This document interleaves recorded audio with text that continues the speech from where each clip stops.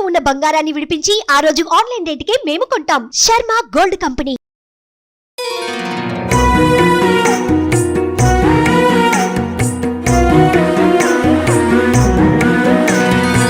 జై శ్రీకృష్ణ.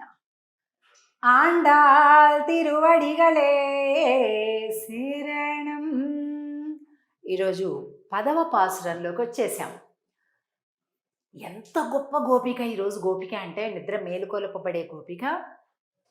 వీళ్ళందరూ కూడా వ్రతం చెయ్యడానికి వెళ్తున్నారు కదండి. ఆండాళ్ళు, స్నేహితులు అందరూ కూడా ఎందుకు వెళ్తున్నారు? అందరూ ఒక దగ్గరికి చేరి ఎక్కడికి? వ్రతము చెయ్యాలి స్వామి కోసం అని వెళ్తున్నారు.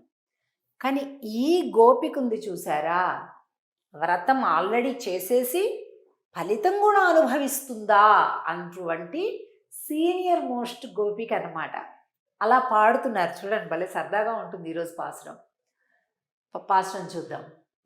నోతుచ్చు వర్గం పుగుగిన్ర అమ్మనాయ్ మాతముం తారారో వాసల్ తిరవాదార్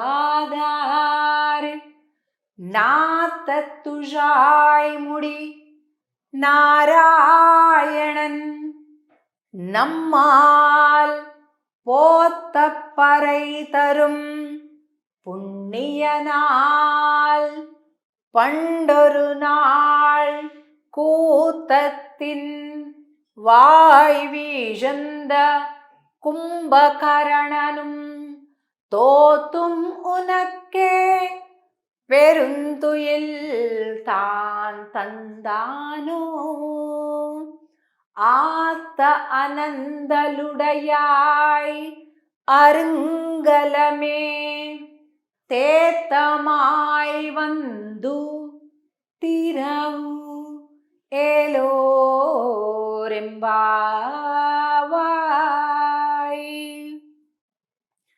నోతు సువర్గం అంటే నోము నోచిన గోపిక. లోపల కృష్ణున్నట్టే పెట్టుకున్నావేమో, లేకపోతే నువ్వా మేలుకోకుండా ఉండేది? అరుంగలమే అంటున్నారు. అంటే దుర్లభమైన ఓ భూషణమా అంటే చూడండి, ఇప్పుడు ఇదంతా ఒక గొలుసు పూసలేవో ఉంటుంటాయి కదా, కింద ఉండే ఈ లాకెట్ చాలా భిన్నంగా ఉంటుంది కదండి. ఇది వేరుగా ఉంటుంది, ఇది వేరు కదా, ఇది హైలైట్గా ఉంటుంది. ఇది చెప్తున్నారు ఇవాల్టి పాసురంలో. అమ్మా, నువ్వు అరుంకలం అంటే ఏంటి? గొప్ప ఆభరణానివి. మేమంతా ఒక ఎత్తు, కానీ నువ్వు లేకుండా అసలు మా గోష్ఠే పనికిరాదు. స్వామి మమ్మల్ని స్వీకరించాడు. లోపలే కృష్ణుడు ఉన్నాడేమో అంటే ఏంటమ్మా ఏం మాట్లాడుతున్నారమ్మా అంటే చెప్తుంది. నా తుజాయ్ ముడి నారాయణన్. తుజాయ్ ముడి అంటే తులసి దళం. ఇక్కడ బొమ్మ ఉంది చూసారా, తులసి దళం.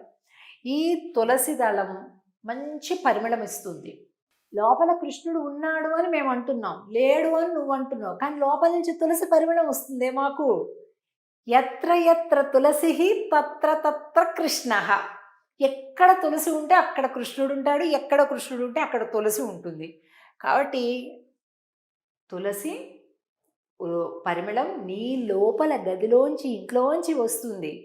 అమ్మా, మేమంతా కూడా కృష్ణుడిని పొందడానికి వెళ్తున్నాము, కానీ నువ్వేమో ఆల్రెడీ కృష్ణుడి దగ్గర పెట్టేసుకున్నావు అంటున్నారనమాట. நம்மால் போத்த பறை தரும் పుణ్య నాళ్. ఇంకా మాత్తముం తారారో వాషల్ తిరువాదారు. నోటి మాట మాట్లాడకపోతే మాట్లాడబోయావు, తలుపు తీయకపోతే తీయకపోయావు. ఓసారి చిన్న మాట మాట్లాడచ్చు కదా, ఓయ్ వస్తున్నా, సరే, ఇలా ఏదో ఒక మాట మాట్లాడచ్చు కదా అంటున్నారు. பண்டொரு நாள் கூத்தத்தின் வாய் வீழந்த கும்பகரணனும் తోత్తుమునంక పెరుంతుయిల్ తాన్ తందాను. భలే అద్భుతమైనటువంటి వాక్యం. ఈ నిద్రేంటమ్మా, ఇంత నిద్రేంటి అసలు నీకు? మామూలుగా బాగా ఎవరైతే నిద్రపోతారో వాళ్ళని ఎవరితో పోల్చి చెప్తారండి? చెప్పండి ఒకసారి, ఆలోచించండి. బాగా నిద్రపోయే వాళ్ళని ఎవరితో పోలుస్తారు? అర్థమైంది కదా, కుంభకర్ణుడు.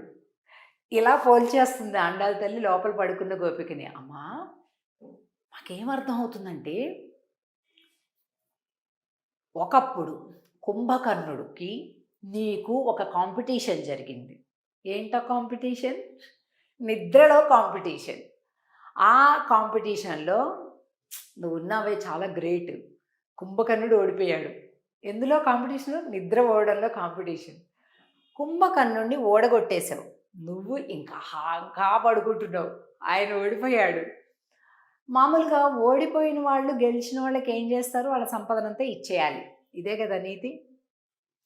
కుంభకర్ణుడు తన నిద్రను కూడా, ఆయన ప్రాపర్టీ అదే కదా, కాబట్టి తన నిద్రను కూడా తోత్తు మునక్కే ఓడిపోయి నీకే ఇచ్చేశాడు. పెరుందుయిల్ తాన్ తందాను. ఇగో కుంభకర్ణుడు ఏనుగులను ఎక్కించి డమరుకులు మోగించి తినే పదార్థాలు వాసనలు చూపించి ఇన్నిన్ని వేస్తే కూడా లేవడు. అలాంటి నిద్రని కూడా నువ్వు ఓడించావు. అంటే నీ నిద్ర ఇంకెంత గొప్పదో. ఆత్త అనందలడయాయ్ అరుంకలమే తేతమాయ్ వందు తీరా. వామ్మో, వీళ్ళేంటి ఇన్నిన్ని మాటలు అనేస్తున్నారు. నాకేమీ అలాంటిది ఏదీ లేదు మనసులో, కానీ ఏదో ఇంకా అందరూ వచ్చాక లేద్దాంలే అనుకున్నాను. కానీ వీళ్ళేమిటో నన్ను ఇన్ని మాటలు అనేస్తున్నారు అని ఆ లోపల ఆ గోపిక, లేదరా కృష్ణుడు లేడు, ఏమీ లేదు, నేను కూడా మీతో వచ్చేస్తాను, ఏదో కాస్త కన్ను అంటింది అంతే అంటుంది లోపల గోపిక. అనుకొని మళ్ళీ తన మనసు దిగి రాబోతుంటే తేతమాయ్ వంద తీరా. వీళ్ళు బయట నుంచి ఆ లోపల ఉండే గోపికని కొద్దిగా ఆట పట్టేసిన, అమ్మమ్మమ్మ అలా వచ్చేసాక కాస్త బయట సర్దుకొని కాస్తంత మంచి చేసుకుని రా తల్లి అంటున్నారు.